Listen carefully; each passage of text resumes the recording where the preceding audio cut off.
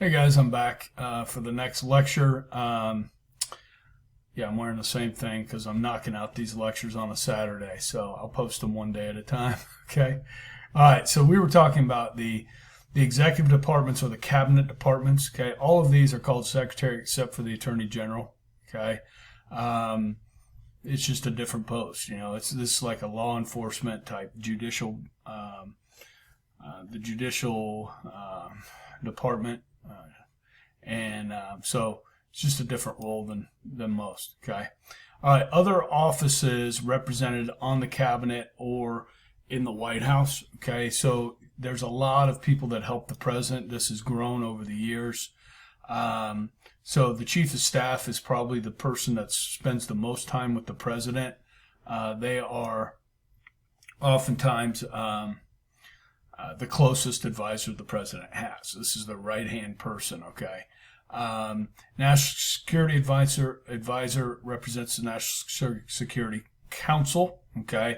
The National Security Council is made up Secretary of Defense, State, Homeland Security, Director of the CIA, FBI, Joint Chiefs of Staff, which is in charge of the Army, Navy, Air Force, Marines, Coast Guard, and then FEMA, Federal Emergency Management, and other experts advise the president. Okay, this group is something where the president gets a national security briefing every day to find out what's going on in the world.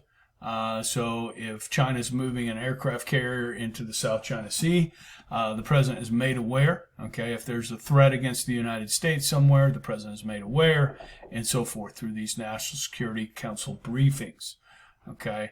The Office of Management and Budget, which has been around since the Harding administration. These guys prepare and the federal budget, keep track of expenditures. And boy, are we spending, right? The Office of National Drug Control Policy, called the Drug Czar. Clinton, Bill Clinton almost made this a cabinet level. It would have been another one of these. How's that war on drugs going? Not very good. Okay. So the EPA, the Environmental Protection Agency, okay, this is just one of many. So let me name a few. The IRS, the CIA, the FBI, the FAA, the Federal Aviation Administration. They're the ones that told Boeing to shut down using the 737 Express, or whatever that one's called. That they stopped flying for now almost, a year now. You've got the Federal Trade Commission. You got the SEC. You've got dozens and dozens of these agencies, federal agencies. They're part of the 3 million, okay? And then countless other federal agencies that you may have never even heard of, okay? The Office of Policy Development, what is that?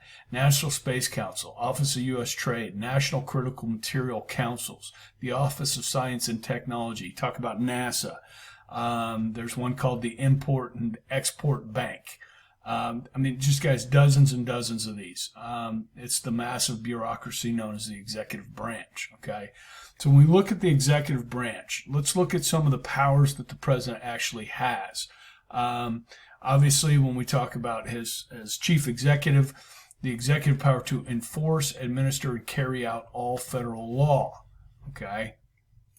Now, guys, presidents have enormous amount of power here, but they also have discretion as to which laws they enforce stronger than others, okay? For instance, let's talk about immigration laws, okay?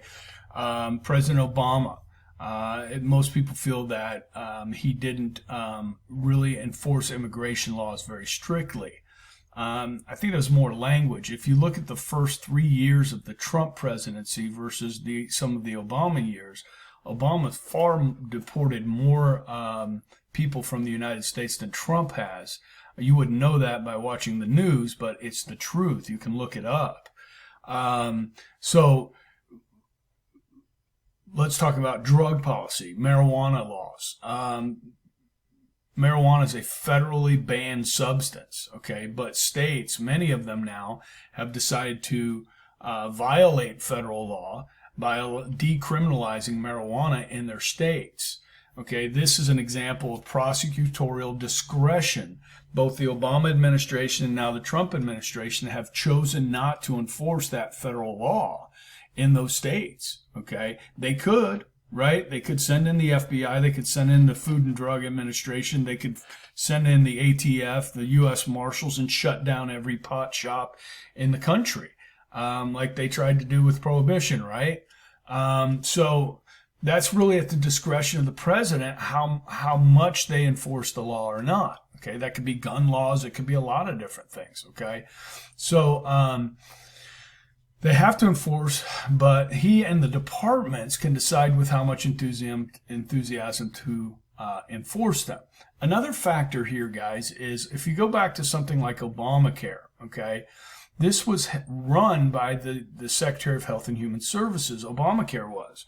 And at the time when this passed, that was actually a woman named Kathleen Sebelius, the former Democratic governor of Kansas. And she administered the law. Well, guess what, guys? The law, as we talked about, was not perfect. And so they had to do some things within the law that they chose to implement it in certain ways that is almost like creating new laws. And you guys all know about this. This is the situation with the health insurance carriers. They were forced to include things like contraception or even abortion planning and so forth in this. So if a Catholic institution like the Diocese of Wichita, which has thousands of employees, provides insurance, those insurance policies were violating their beliefs when it came to contraception. And the Catholic Church is not the only ones here. There are other Christian organizations. Hobby Lobby, which is a large company, said, we don't want to offer this in our insurance plans. That should be at our religious freedom, not to include something that goes against what we believe. Okay, and so this went all the way to the Supreme Court, and guess what? Hobby Lobby and the Little Sisters of the Poor won this case. You've got competing interests within the government here, the Constitution, the Bill of Rights, and then government, bureaucracy determining how laws are enforced, okay? And that is done through executive power, okay? Now, there are certain things the president can do without getting a law passed, okay, called executive orders, okay? I'm going to have to look this up, and I'll post a video of it. It's Saturday Night Live on the executive order. It's pretty funny, okay? So look for that. The executive order is a directive or a rule much like a law, okay? But, guys, the scope of executive orders has to stay within a certain realm, meaning dealing with the federal government. So let me give you an example.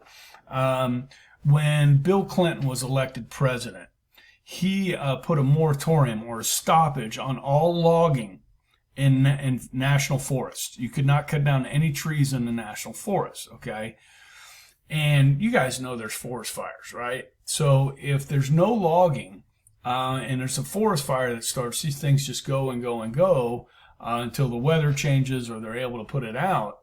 Well, when Bush was elected, he signed an executive order saying that you could do selective logging in the forest, creating fire lanes. So where you had, say, a 50, 60 foot wide swath cut through, that way it would give an area, a lane where firefighters could try and stop a forest fire from jumping that 50, 60 feet or how many ever it is, and stopping a forest fire before, it affects people's homes or, just destroys all these trees. Well, when Obama was elected, he changed it back to what Clinton had. Okay, so that is in the purview of what the federal government, federal lands. Okay, now where Obama got in trouble with this a little bit is the scope.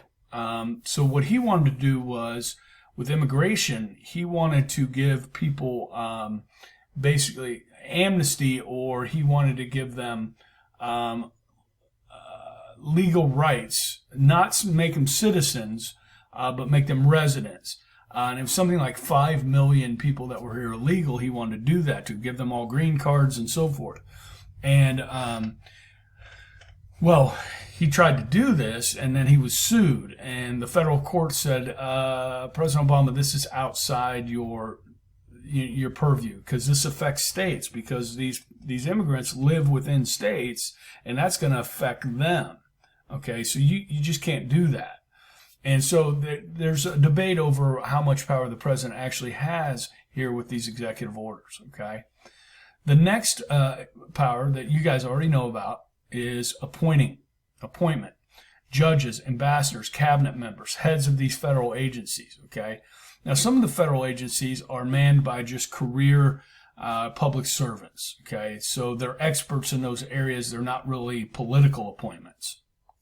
So if you take an entity like the Environmental Protection Agency or the head of the FBI, okay, the president has the power to fire them. Okay, he has the right to appoint his own people. Some of those positions will stay with the same person through, several presidents. Others are going to turn over when you get a new president. Okay, and they're going to put in people that think like they do.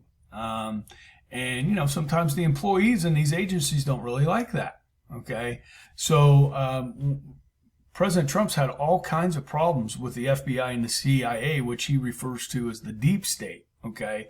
And there's going to be some really interesting stuff coming out with this Durham investigation about the FBI under Obama's administration looking into candidate Trump and his campaign. And, from what I understand, there's going to be some people that are indicted and maybe go to jail over that. And those may be former FBI officials or CIA officials.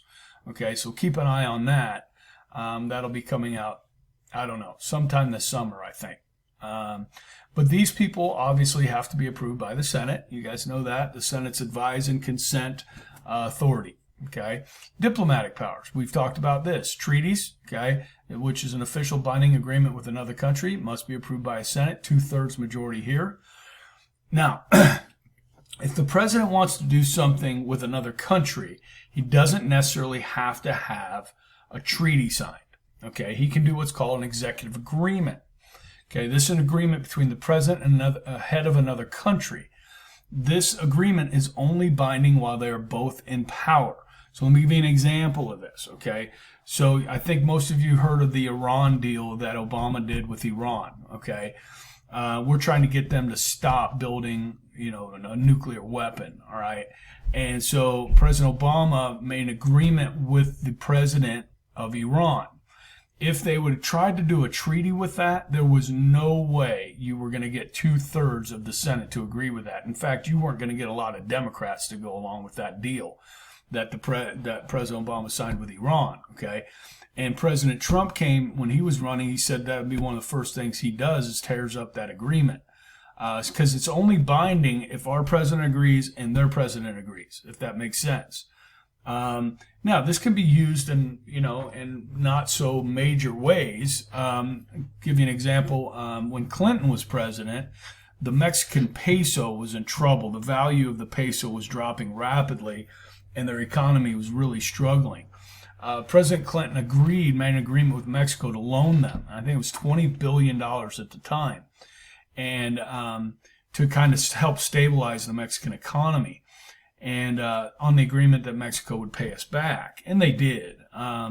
It was just one of those things where the president can make an agreement with another country. Okay, the other diplomatic power the president has is the power of recognition. This is called diplomatic recognition.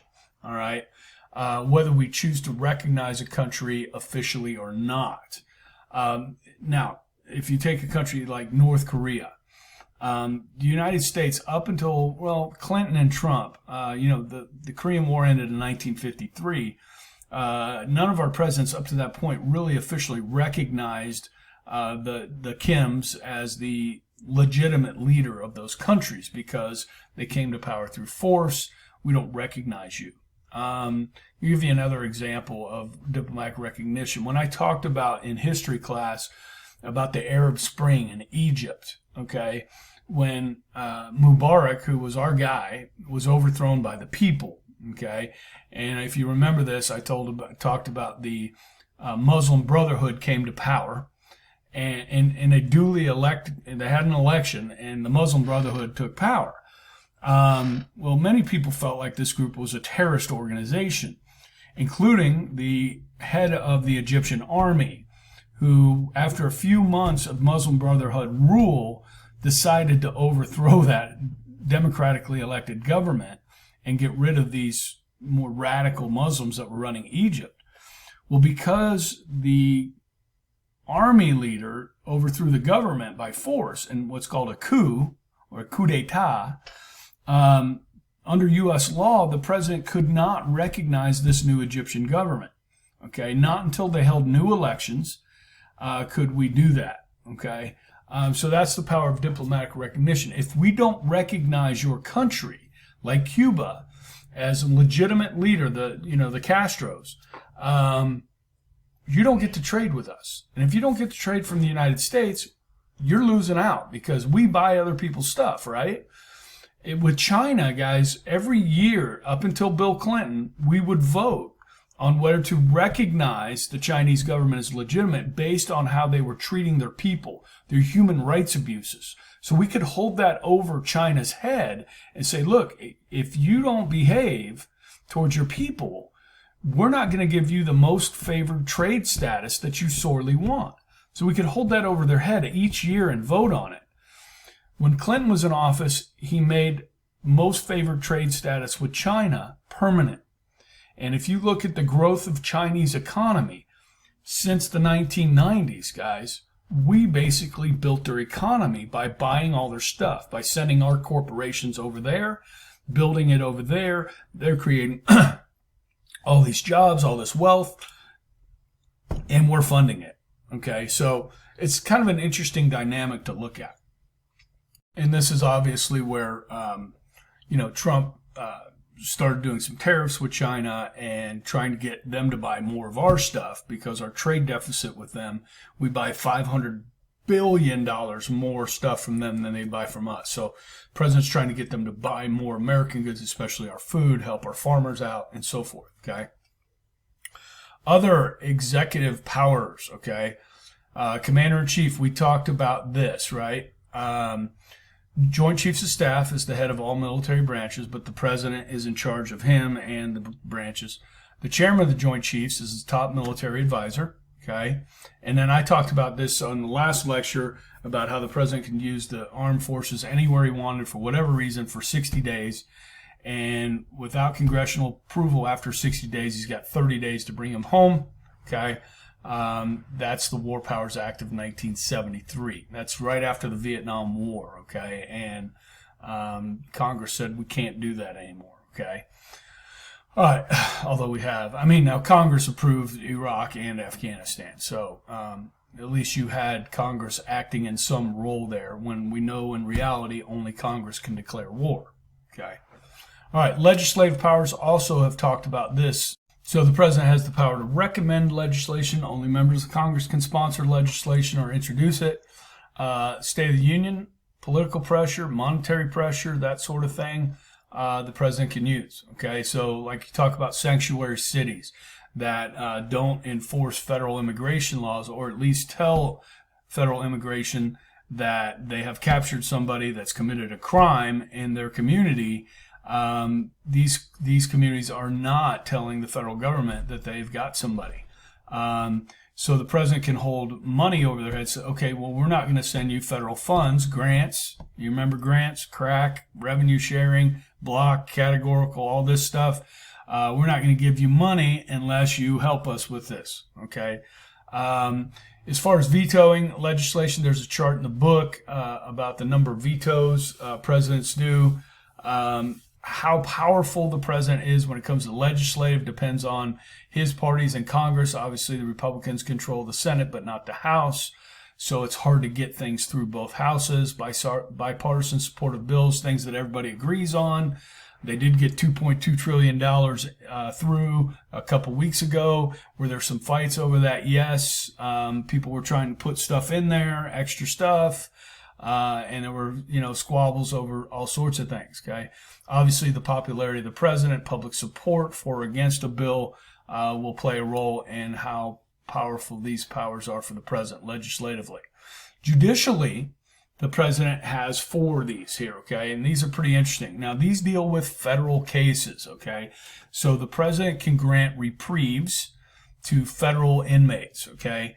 Postpone a sentence, usually the death penalty. You'll see this type of thing where, maybe some new evidence comes out or some DNA evidence. They could take that to the president, say, Mr. President, please, can you postpone this death penalty so this can be looked at? Okay, that's a reprieve.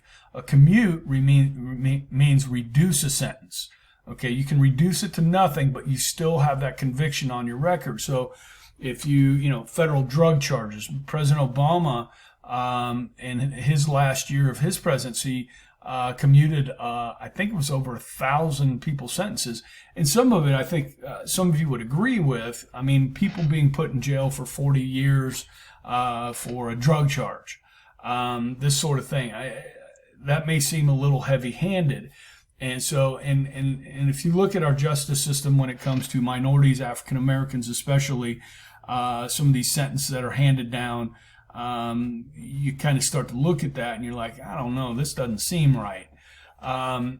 President Trump signed the Second Chance Act, which basically did a lot of the same thing, commuting these sentences of people that were in prison for long periods of time, which is really, endeared him some to African American community for doing that.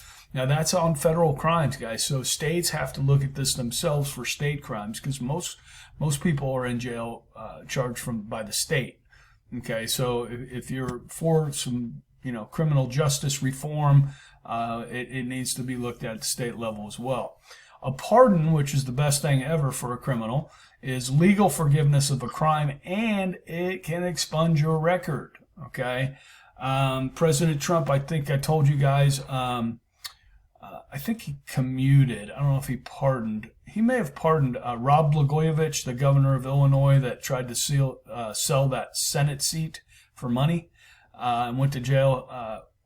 Trump got him out recently, and he's a Democrat, so that's interesting. So the most famous pardon in American history is probably when Gerald Ford pardoned Richard Nixon of any crimes he may have committed. His feeling was, to quote Ford, he said, "Let us put this long national nightmare behind us." Okay, this is a situation where you've got the first president in American history to resign from office. Is that enough? Do we need to put him in jail? That sort of thing. Okay. Amnesty is pardon for a large group of people. Okay, you could see this with immigrants, illegal immigrants. Reagan did this in the 80s. And this is for people that had been in the United States for like 20 or 25 years, did not have a criminal record, allowed them to work towards citizenship. Another example of this is during the Vietnam War, we had, people were getting drafted and, going over to Southeast Asia, not really understanding some of them why we were fighting. They had heard stories about it, and some of them did not show up when they were told to. Well, guys, that's against the law. You're going to jail if you avoid the draft. And so some of them fled to places like Canada. Canada, who was against the Vietnam War, did not extradite these people back to the United States. They allowed them to stay. So when Jimmy Carter was president in the 1970s, the late 70s, he signed amnesty for all those people that had fled the country that had dodged the draft. Okay, now this made a lot of people upset. It made a lot of people happy. I'm not sure how you feel about that, but if you're a Vietnam vet and you got drafted and you went over and served, and these other people, fled the country, you may have some pretty harsh feelings for Jimmy Carter on that. Okay. All right, that's a 25-minute lecture right there, guys. I'm going to pause, and I will knock out the last one, which will be a short one here in a few minutes. I'll post these one at a time, one day at a time. I'm looking at like Monday, Tuesday, Wednesday, maybe give you some questions, like, here, do you want to answer these two, or ask me 2 questions for Thursday and Friday of next week, and then we'll have a test the following week. And then really, guys, we have one section that I want to cover, and that's your judicial branch. So time-wise, we're way ahead of schedule. We're doing great. This goes really fast. Wish I could have interaction with you guys on this, but this is probably the best way to do it. Have a good one.